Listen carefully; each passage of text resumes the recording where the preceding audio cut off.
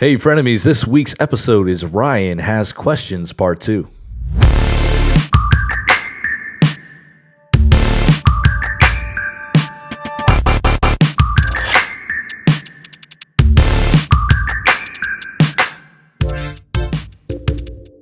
Welcome back, frenemies, to episode 88. I'm your host, Chris. To my right, the Commish, Sean.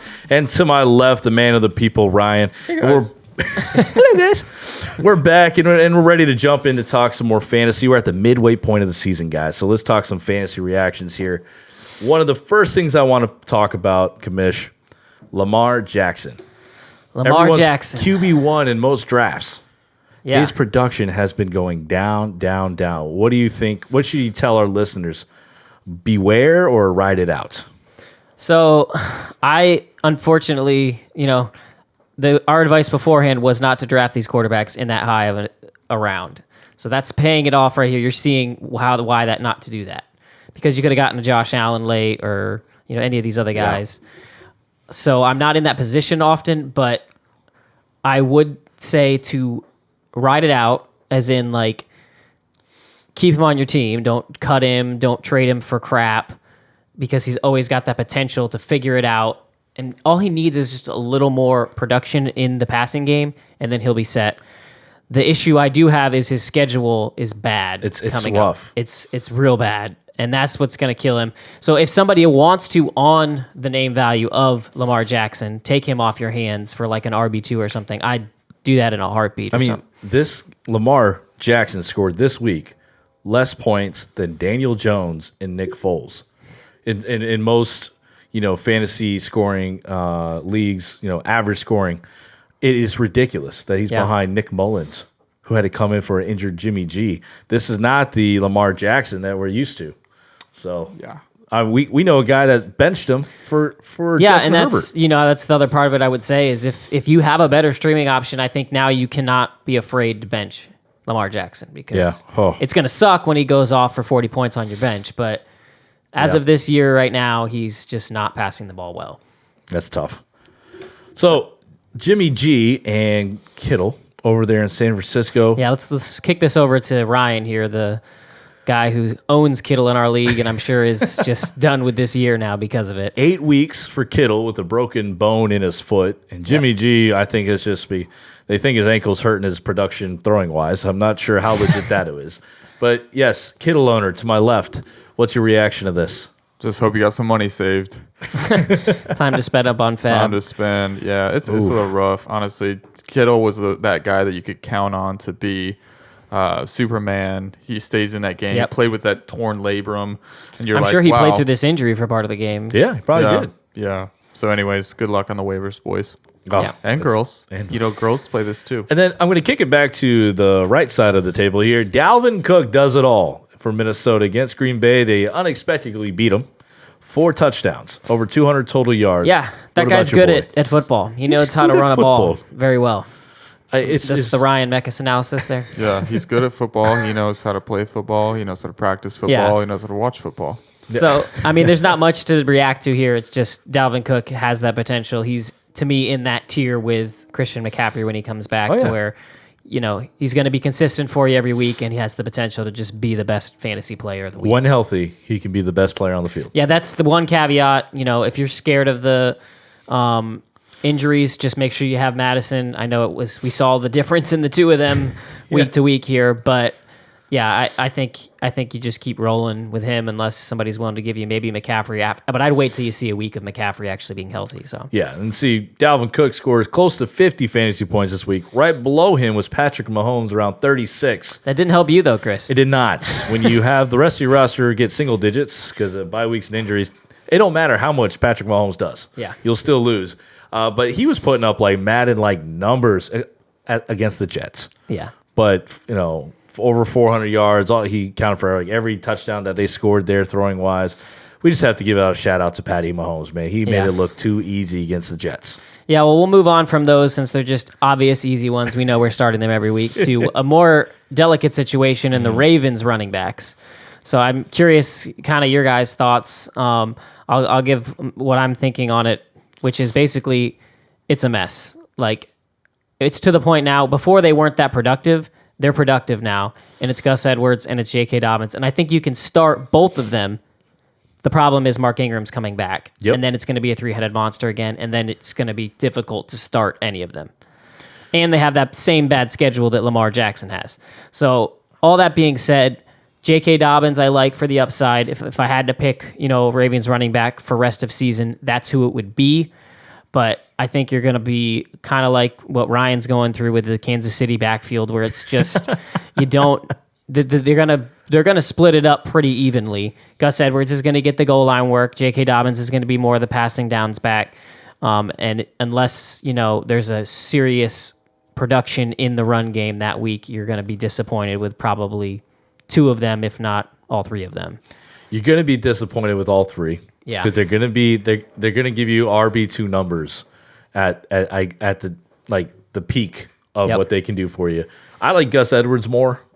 That's good. He's on my team, so yeah.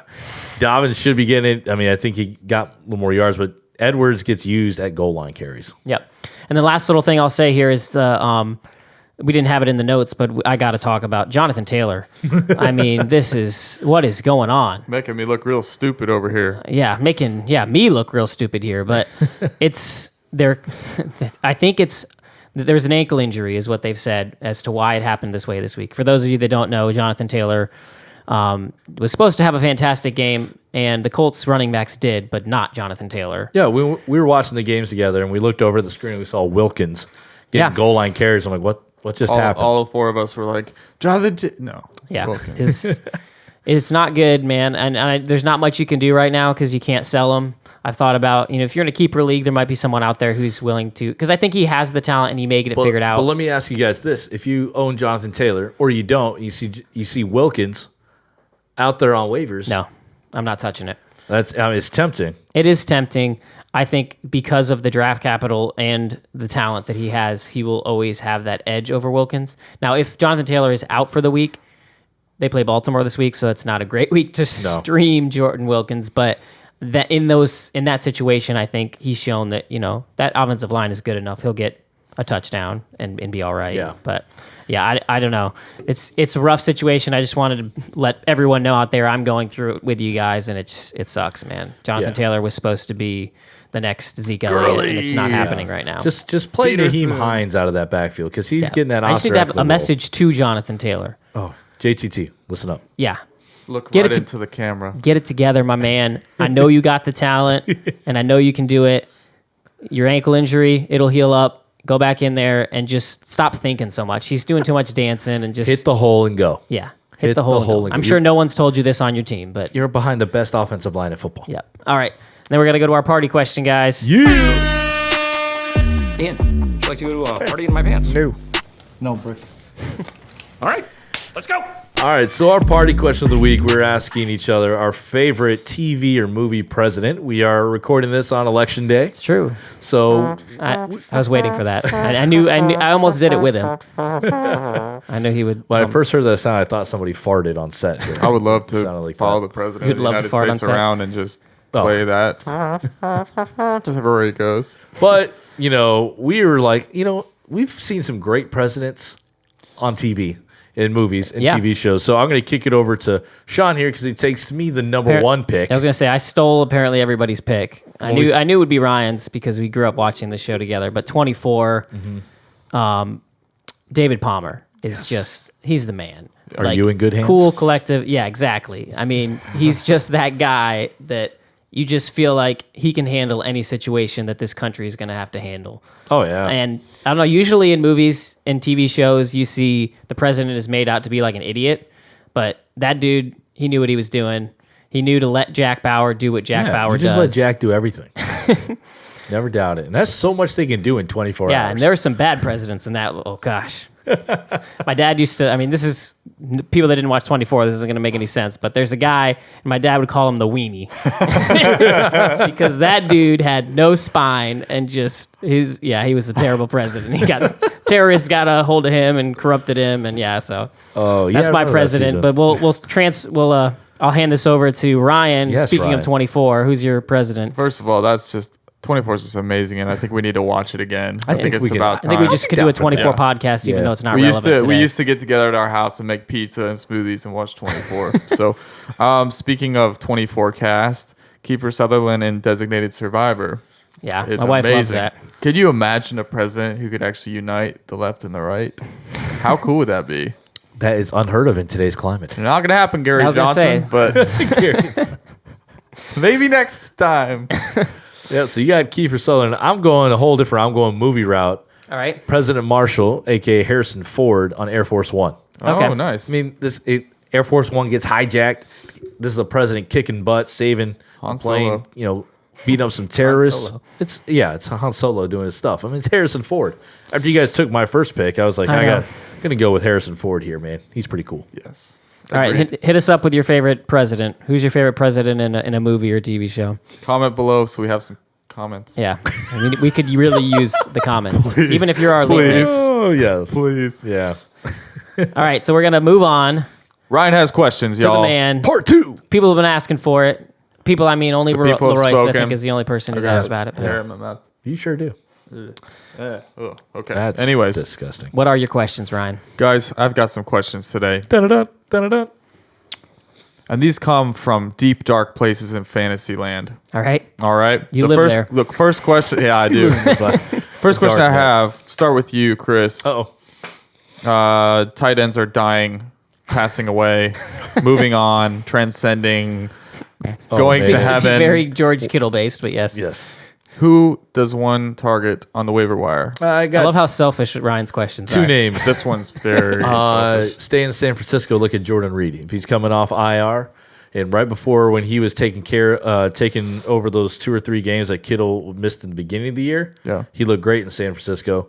And then I would say Logan Thomas in Washington. The volume's there. It's just ugly play, but at least you'll know he'll get 5+ targets right behind McLaurin on that Washington football team offense.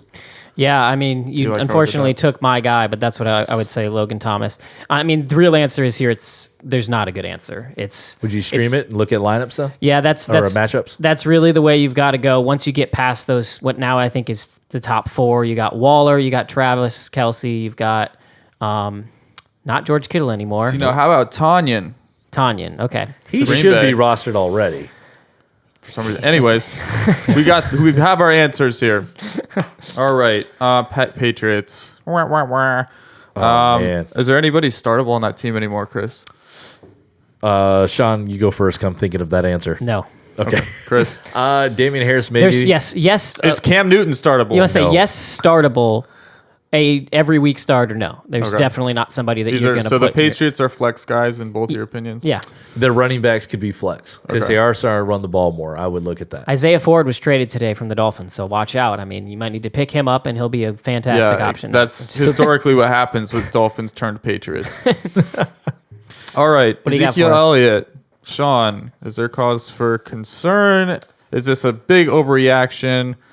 What do I you? think it's an overreaction if you're talking about the player himself, but Yeah. I don't think it's an overreaction as far as his production the rest of the year. Okay. It's going to be bad. Like, this team is bad. Without Dak, it's gone just from an offensive powerhouse to now one of the worst offenses in football. Yeah, they look. Andy Dalton just came out and was put on the COVID list, so that might be another week or 2 without that. So Yep. you're looking at DiNucci again. Yeah, well, I've even heard that they're going to look at another guy on their roster. I don't even know who it is. This is terrible analysis, but I'm sure most people don't know who this guy is. But they're like, that's how bad Ben DiNucci was. They're looking for any other possible option. And this is my answer here. Today, I just traded away Zeke Elliott. Wow. In my brother's league, it's a 14-team league there. I traded him in AJ Green to a guy for David Montgomery, Tyler Boyd, and then I also had Kittle in that league. And it's a 14-team league, so there was like nobody on waivers. Yep. So I got Evan Ingram back. Evan Ingram. So I was just looking at, I already had James Robinson. I Wow. had another good running back. So I had 3 stud running backs. I was like, Zeke's not getting over 100 total yards. Again, if it was a keeper league, I would have kept him yes. because it would have been better next year. But yeah, this year, it just stinks. That's to a be bleak Zeke. outlook from you. You Too. got to look at Zeke as a low floor guy, and the ceiling is really gone. Yeah, that's Gotcha. true. Over 50 yards at least every game, but you're who knows if they get any close to the end zone. Yeah. Cool. What's I like next? it. All right, this is a fun one. All right. Does Kyler Murray have a chance to be better than Russell Wilson? We'll start with you. That's a Sean. silly question now. Okay. Oh man! You mean like in his lifetime or Yeah, this like year? when we look back, Fantasy, real life? No, He's no. just talking legacy. like a player wins, ability to win. When we look back and predicting, when we look back at these two guys' careers, 20, 30 years down the road, Okay. who do you guys think is gonna come out on top? Russell Wilson. I mean, Yeah. it's the easy answer because that's, the right He's answer won- right now. yeah, won a Super Bowl. But I just think that, to me, if he was given the reins that he has been given this year, his whole career, he would be, pushing Tom Brady for like best of all time. Wow. That's how good I think Russell Wilson is. Oh yeah, he's legit. I Man. mean, Mahomes is out there and he'll have something to say about that. But So That's too my soon. boy. I have said that before that, if you put Russell Wilson in Andy Reid's offense, I think he could do what Patrick Mahomes is doing or better. Yeah. He's just that good. Love it. All right, so the next question. I know I kind of went into this last week, but I want to hear from you guys. Antonio Brown is in the mix. I think a lot of fantasy players out there really invested in these Buccaneers. We took our shots in the drafts. Antonio Brown's, coming into the mix. What do you expect to? What do you expect out of him, and what do you expect out of the team, Chris? Go ahead, Chris. Out of the team, fantasy relevancy wise, Tom Brady could finish top 5 in quarterback. Yeah. For the He's rest the of the winner. season. You think it He's the elevates winner. Tom Brady? Elevates him because he's got 4 legit options Yeah. with a respectable run game and a Yeah. defense that's one of the best in the NFL. He's going to be very, very good. Okay. Quarterback wise, Antonio Brown. There's a lot of mouths to feed around there, but I think he'll be happy with the winning. Okay. Yeah, I So think upgrade for Tom Brady, Antonio Brown, downgrade for Mike Evans and Chris Godwin for You you. can't expect the Pittsburgh Antonio Brown because Yeah. he's not going to be top dog. Now, he could come out there and just blow it up, but I don't expect it. Yeah, I think that, to be honest with you, this is kind of a bold take for me because I've had a hard time with Antonio Brown over the years as it's gone through. But with this offense and the fact that Tom Brady just looks for the open guy, I think that there's a real good chance that he's the best weapon on this offense Antonio for Brown. fantasy moving forward. Like, not maybe this first few weeks as he gets acclimated, but you saw what he did in that little bit of time when he was on the Patriots that Yeah. 1 week with the They Dolphins. both loved it. Tom Brady and Antonio The dude's Brown. open. He Yeah. gets open, and that's what Tom Brady is looking for. Yeah. Yeah, I mean, Tom Brady threw for 278 yards or whatever on Monday night with Stevie Miller and Johnson out of it, Tyler Johnson running around there, and found Mike Evans once and Gronk a little bit. But these little guys, if you're open, he's finding it. He didn't have that in New England last year. All right, what's our last one here, Ryan? All right. Give us one more. One more, huh? Oh, man. Okay, we'll skip this. Okay, based on last week with Ryan has lots of questions. I have lots of questions. I'm a man of the people. Based on last week with the Dolphins, there's a lot to love in the defense. The offense is getting there. What do you expect out of? We'll pick Devontae Parker. We'll focus on him. All right, I'll let I'll let Chris. Ooh, that's a compliment. I was going to say, he's a good-looking man. I'll let him go first since he's an owner of Devontae Parker. I like Devontae Parker in this offense with Tua. It was a very vanilla week this week. Yeah. But it's gonna drive it up because he's gonna probably turn into his safety blanket. We're all praying that Gesicki gets more looks with Tua in there.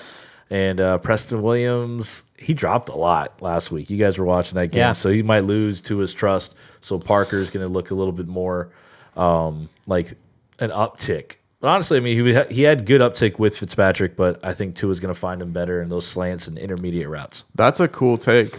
So he's thinking that he's going to become a safety blanket. What do you think?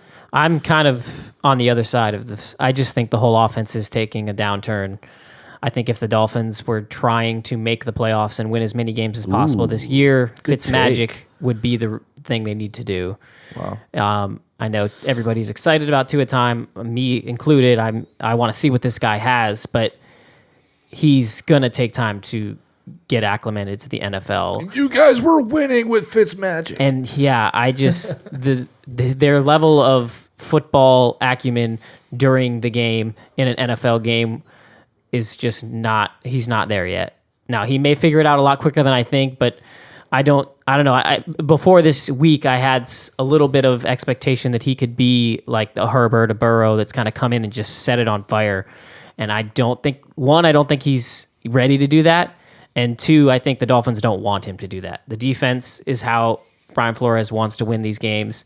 Unfortunately, Myles Gaskin, we didn't talk about this, but he's just was put. They might have put him on the IR. But he's got an MCL injury. He's going to be out for a month. So the run game is. But that's what I was going to say is the run game is really where they'd like to go. But yeah, I think in general for Dolphins, it's a downtick for a while here. I mean, Tua could figure it out, and maybe in 4 or 5 weeks we start to say we can use him. But I have Tua as I held on to him just to see what could happen that week, and I will probably be dropping him this week. So wow. I like these takes, guys. Well, that's all we have for you this week. Ryan has questions part 2. Yeah. Hopefully those hot takes will get some little fire in the comment section. All right. Pushing for these comments hard here.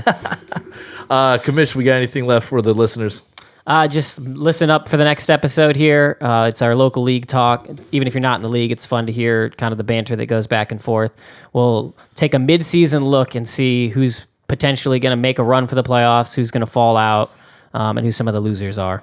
Yep. So give us a follow out there on Twitter and Instagram at Frenemies FF Pod, and then on Facebook, the Frenemies With Fantasy your Football help, Podcast. we can be famous.